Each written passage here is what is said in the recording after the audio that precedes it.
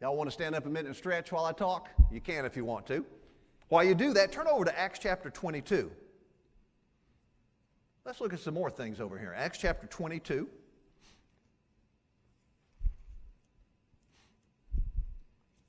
Over in this chapter, this is where, remember, Paul was preaching, and a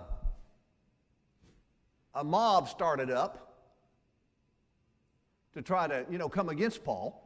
And the Roman soldiers came and basically, delivered Paul from them into their custody. And I just want to remind you of this story over here. Look in Acts chapter 22. Let's start with verse 22.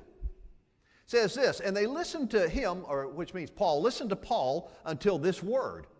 And then they raised their voices and said, away with such a fellow from the earth, for he is not fit to live.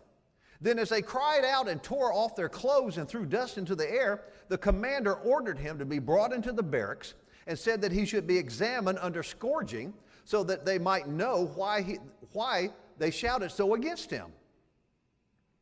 And as they bound him with thongs, now listen to this part, Paul said to the centurion who stood by, is it lawful for you to scourge a man who is a Roman and uncondemned?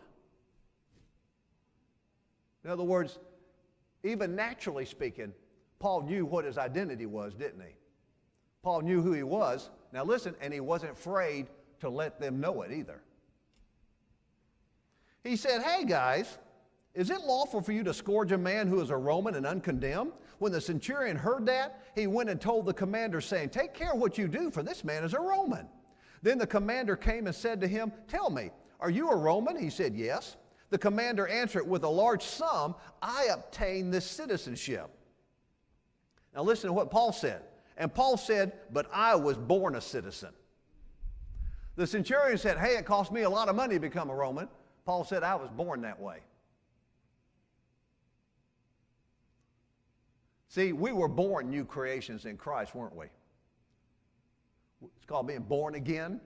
We were born God's righteousness in Christ.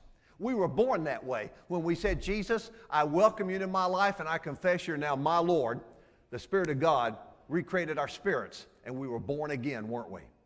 Now, Paul knew who he was in Christ spiritually speaking, but Paul also knew who he was naturally speaking.